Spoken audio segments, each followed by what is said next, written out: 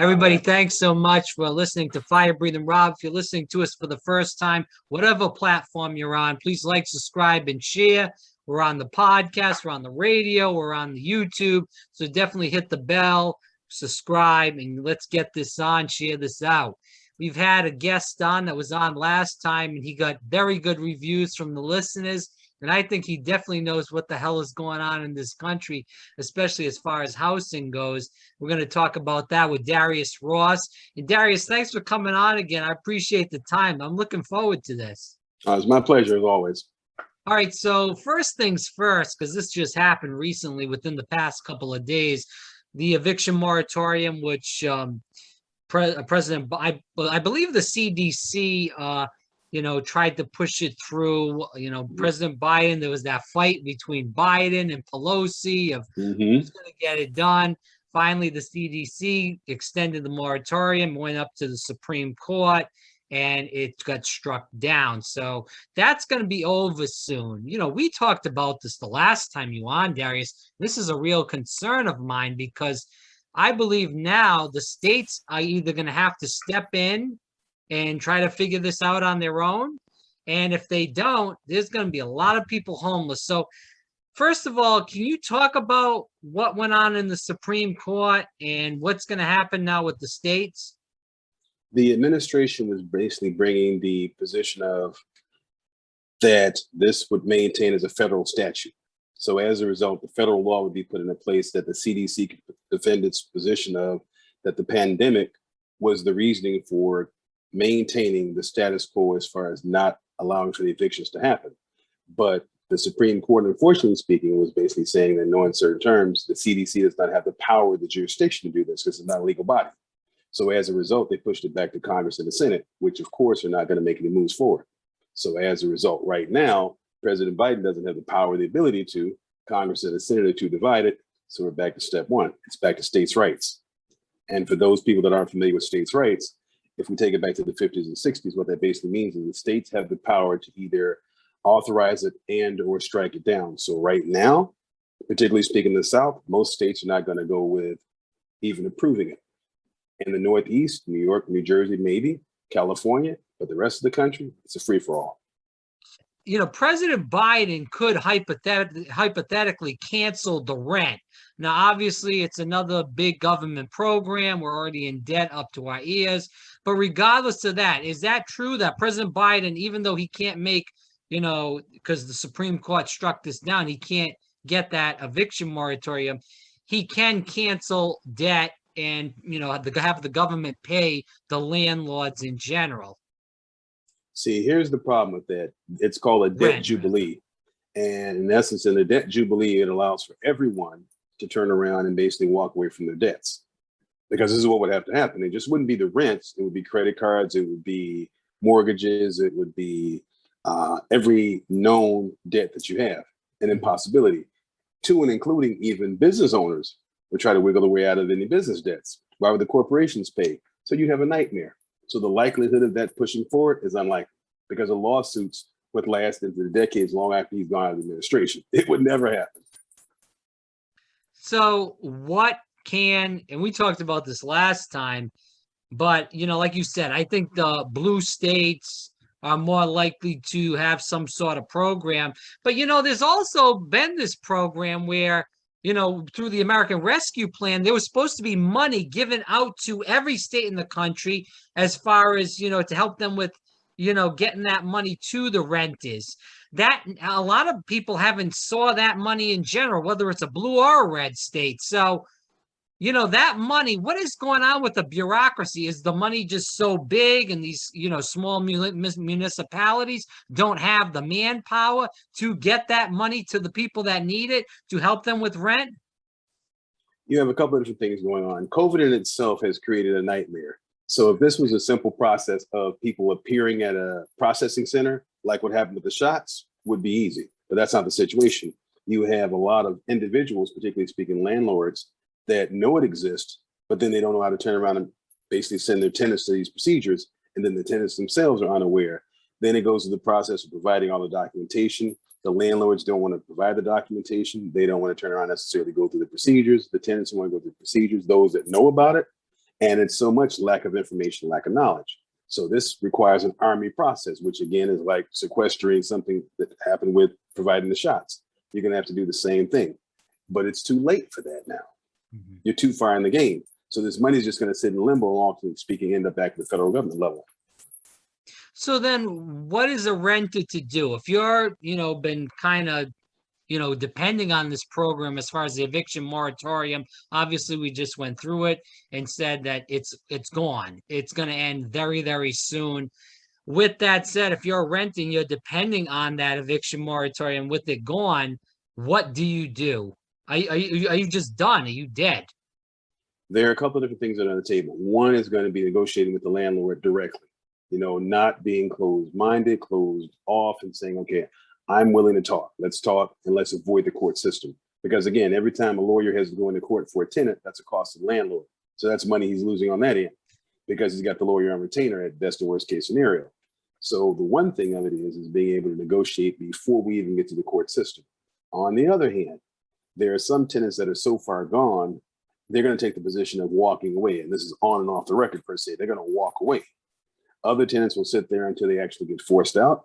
And then there will be those that'll be in situations where they will have adult family services or protection services when they have kids. You'll have the elderly that will have adult protective services. There will be grant programs put into place, but this is going to be a long, drawn out and messy situation. And the bottom line of it is it's still going to equivocate out to millions losing their homes. Yeah. So my question is, though, going back into, what's going to happen. And you brought this up in the last interview that this isn't even close to 2008. It's way, way worse. It's just not even close. So I know you said it's going to be a long, drawn out process. Obviously, we're heading into the midterms. The Democrats can't get a damn thing done. If they get this infrastructure plan and the family rescue plan 2 done, that's going to be a miracle in itself. I think they may be able to get that done. But besides the point, if this happens, is this doomsday for the Democratic Party in the midterm elections? I would say if they're not very careful, there are two things that are going to happen here. And the first thing of it is that infrastructure bill, I'm pretty certain is doomed to fail. I don't think that's going anywhere. I don't think that's going anywhere. Why because do you say that? Unfortunately speaking, it's too packed. And when I say too packed, in order for it to really pass, you're going to need to put so many pork belly bills in there and so many ingredients in there. It's going to be not 1 trillion, not 2 trillion, not 3 trillion, possibly as high as 20. So it's never going to go anywhere because of the fact we're already so far in debt. Yeah, that's one key thing. The second thing of it is that right now, if this rent moratorium and the mortgage moratorium end according to where they're playing out now, and nobody's really getting the funding that they need, because right now we're looking at less than probably 20% of the money that's allocated out actually going anywhere. The Democratic Party will lose more seats than they could ever imagine. Mm-hmm. And there's going to end up being a very unique situation there. It's not necessarily going to be Republicans either. You're going to have a lot of progressive popularism going on again, which i.e. brought in the Trump. So therefore, it's like folks will be very careful about how this Democratic and Republican thing plays out. While they're fighting with each other, the issue of it is being careful as to what the policies they have on the table, because people are really going to be upset. They don't have any jobs and they don't have any places to stay either. Not a good thing. Is that, who are we to blame about inflation, whether it's, used cars, whether it's food in general, gasoline, all these things are going up sky high where we're not seeing really wages go up to the percentage of the inflation. You have to keep in mind that last week, there was an issue with China that lost $1 trillion in one day based upon bad investments and how it was doing its business with its debt servicing. America's debt service is probably over $1 billion plus a day. So as a result of that, you have now something that's very interesting. You have 70 million seniors that have now in the process of retiring. Mm-hmm. They're not in the system anymore. So they're not in a position to turn around and provide income and income tax. So therefore, we're in a situation where prices are going to exorbitantly go up. Now, with that process being said, there's no tax revenue basis. We are even at a point in time where Social Security now is like saying, okay, within the next 8 years, there's going to be a real problem. But isn't there, sorry to interrupt you, Darius, but isn't there an issue too that, over 635,000 people have died in this country. We look at the job crisis of, you talking about employers trying to find people to work. Obviously, a lot of those people were working. Some of them were retired. Some of them died in the nursing home crises, whether it was in New York or another state, Florida. But a lot of those people were working. So, there's a lot of jobs that are open because a lot of people died too, whether it was through COVID or other medical problems that they had. See, that's another issue there in itself. You have 30, 40 million plus people that now lost jobs. 500,000 alone in the plus, I should say, in the hospitality, another 500,000 in the retail industry. We have 20,000 stores that closed, 80,000 stores that have closed over the last 2 years. So when we're looking at that in itself, you had name brand companies that have gone out of business, from Sears, Kmart's, and on and on. So we have a situation now that it's in dire crisis. People are not buying retail. Retail now is a retail apocalypse. Stores are gone. You have the hospitality industry. People aren't traveling like they once were. International travel is shut down. The gaming industry is about the only thing that's booming. We're looking at a situation now where, like with anything else, hyperinflation at its all-time high. And hyperinflation is actually now combined with greed, because as a result, you have stores that are saying to themselves, well, I can get the price no matter what, so why not? Yeah. Go down the street. The other guy says the same thing. So all of a sudden you have everybody on the same page. Ground beef, literally $23 a pound. Unheard of. You're looking at going out for a hot dog. It's a simple hot dog for 2 people, $20. Is this starting to get like almost like medieval times with the serfs? So this is what they're trying to do in this country. It is really an oligarchy then. That's right. You're looking at now 98% of the wealth in this country is within 1,000 hands. 98%. Yeah. So you're looking at something that's never been before. And at the end of the day, the middle class is gone. Ladies and gentlemen, it's gone. You're going to have only 2 classes, wealthy and poor, permanent underclass. Looking at the housing market, it is dropping down a little bit. Obviously, the eviction moratorium is about to expire. With that said, we're going to see a lot of houses going up. I know you said when we talked last that this could take until 2021, 2022. Does this mean now that this market is really going to, head into a shamble, and a lot of these houses are going to go up for sale, and we could see some bargain prices pretty soon? What you want to really look at is start focusing on something that is otherwise known as what the institutional investors are doing. When you start seeing major institutional single-family home owners, the BlackRock, the Blackstones, and so forth, starting to dump single-family houses. When you start seeing shopping center owners like, what's the company, Westerfield, as they're starting to eliminate their mall portfolios. When you start seeing Brookfield and companies like that starting to get out of the business and eliminate their portfolios, it's already too late. So, having said that, is there going to be houses on sale? Absolutely. But the point of it is, by the time you see the real players making their moves, it's already too late. So the object of the game is to spend less time looking at, the market as far as what's on sale, and start looking at these neighborhoods and really take a close watch of the neighborhoods from the perspective of what's not selling. When you start seeing properties that are 180, 240, 300 days on the market, when you're looking at listing sheets, look at how long it's been on the market. That'll give you a real idea of what's going on.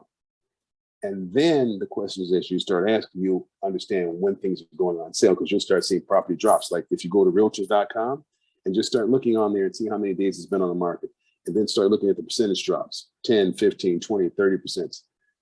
Now we're in that market. Because right now it's still a seller's market. But very soon, I would say over the next 12 months, you're going to see a buyer's market. And that's going to last probably into the next decade. Wow. Now, is that because of the baby boom generation moving out of houses then? Is that partially why? Baby boomers are downsizing, but more importantly speaking, baby boomers are finding out one key thing. They don't need the mega mansions. They don't need these huge homes. And in addition to that, they need liquidity. So they're going to bail. And when they start bailing, they're going to bail on the reverse mortgages, home equity lines of credit, getting out that way, and wherever they can get out and take gains. Because their bottom line of it is, I need to maintain my wherewithal, especially if there's a market crisis. If there's a market crisis and the market goes down, like I've been saying, 70, 80%, you can guarantee you that baby boomers are going to turn around and start abandoning, and they're going to abandon in large mass. And that's another thing to watch. When you start seeing too many houses on the market, run. Just sit back and watch, because that lets you know that now this is what's happening. One of the things that you saw very recently was, what was it? Wells Fargo, that actually cut off the credit lines because they started realizing they're taking the credit lines against these homes. They're taking credit lines out. Are they going to pay them back? Again, that's a process. A lot of these banks don't have the reserves to protect themselves if things go wrong. Yeah. Well, my last question is, I was reading an article about inflation, and it said that the Federal Reserve is going to bump up the interest rate twice within the next 2 to 3 years.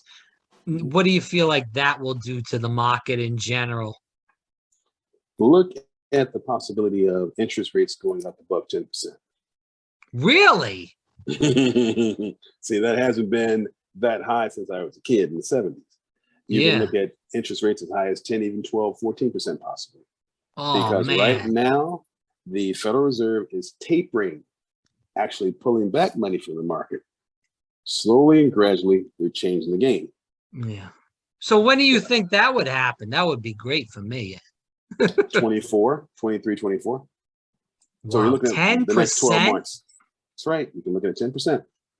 Wow. Because once we actually get inflation to where it needs to be at, and as I told you before about flushing the market, prices of everything are going to go up. Everything. We're there now. Prices are already creeping up now. Think about what you get interest rate on your dollar. 0.005%. Come on. Gives you the idea. But on the other hand, your credit card is what? 25, 30%. See the picture? All right. So if you got money in the bank, then you're going to be in pretty good shape then. If you have money in the bank that's not pledged toward any stocks, bonds, securities where it is liquid. If you have money that's in the bank and it's not liquid, you have a problem. So you saying that there's going to be a stock market tumble then? Absolutely. Like I said, 70, 80% on the average. So I'm looking at market at 35,000, look for it to go down between 5 and 8,000. Wow. Shit. So we're going to be looking at a lot of changes very quickly, and it's going to happen very quickly. It's not going to be, a situation where you're going to see a market tumble in one day. It's going to be like boom, boom, boom, straight down.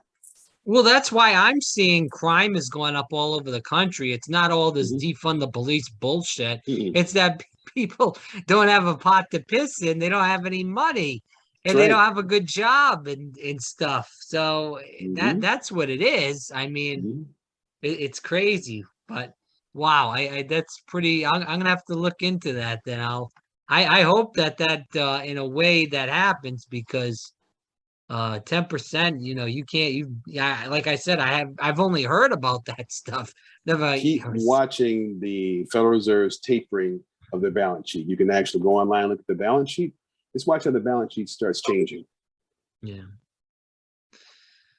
So what advice can you leave us tonight about, I mean, I know you said for the housing to wait maybe a year or so for that.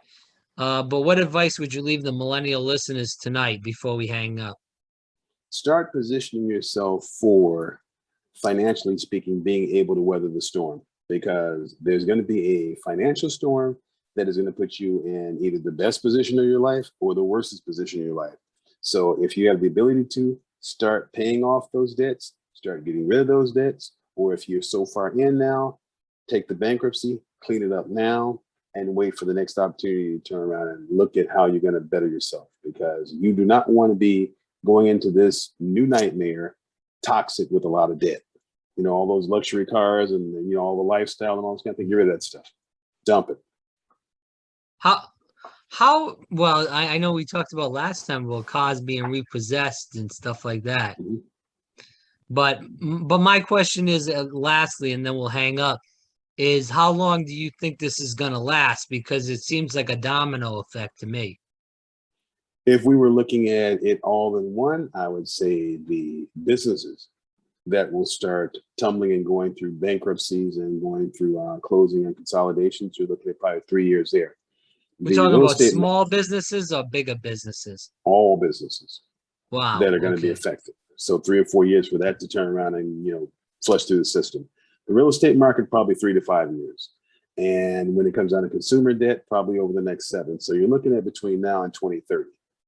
By 2030, you should have a system that looks a little bit better. There's still going to be a lot of fluff, but you will have gotten through most of the toxic stuff.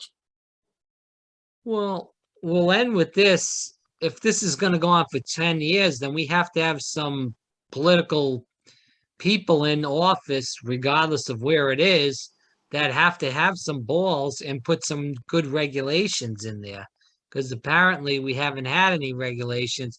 It seems to me, and end on this actually, because from what I'm told is, with the financial markets, Glass-Steagall was the pristine, type of Mhm. legislation. Once they, they X that, then we got to the dot-com bubble, then 2008, and Mhm. apparently what we are today. And do you agree with that? Absolutely. I mean, for example, right now, there's actually a law in the books right now that's called a bail-in. And that's not really talked about a whole lot. But a bail-in is when the bank can actually take your money inside the institution and cover the bank's debt, which is Wow. something that's not familiar with most people, but there is a bail-in. And that will be what we'll be dealing with when it comes down to the debts, because the federal government's going to say, you're too big to fail, so we're hands off. In the meantime, the bank will say, okay, we're going to have a bank holiday, shut the bank down, take the money. And people will say, well, I'm insured. Not exactly. Not exactly. You're insured for your deposit, but getting your deposit back when the bank has failed is a different story. Are we talking about big banks like Chase, Bank of America, or are we talking about smaller banks too? You're talking about the consolidation of probably 3 or 4 thousand institutions all at one time. Wow. Because let's go back now. Wachovia, when you had Merrill Lynch, Bear Stearns, Lehman Brothers, same kind of thing. And I take you back to the 1980s when we had Resolution Trust and the savings and loans. There used to be savings and loans everywhere. They're gone. Get the picture? So Same thing with the banks. are you You're going to telling go from people 5,000 to maybe 100 banks. are you telling people that they should get their money out of the banks now and put it onto their bed? This is the point. Prepare for the inevitable. When there Yeah. is a bank holiday, I mean, it's like they put it under the bed and then that's giving them bad advice too. But prepare for the possibility of a situation like this happening. So be liquid enough to where you do have some money at home, where you're not sitting there saying, okay, well, I don't have any money around the house. Do not depend on the plastic in your pocket. Do Yeah. not depend on not having some money around the house, $5, $6, $7, $8,000, at least enough for 3 or 4 months to survive. Because if there is a freezer of your accounts and those accounts are put in a position where they can't be touched, you're screwed. Try to stick your ATM in there and get that money out when the bank has a frozen holiday. Well, Because that happened in the 1940s if with that Roosevelt. happened, there would be riots in every street in the country. Remember what you mentioned about revolution? There you Yeah. go. So, Darius, My I pleasure. yeah, I appreciate you coming on, and thanks so much for talking about this stuff. My pleasure. Thank And you, where Rob. can people find more about you in general? Hey, you can look at my website. It's up now, probably within the next couple of days or the latter part of, I think, early September. It's DariusAross.com. Okay, DariusAross.com. Darius, thanks so much. My pleasure, Rob. Appreciate it.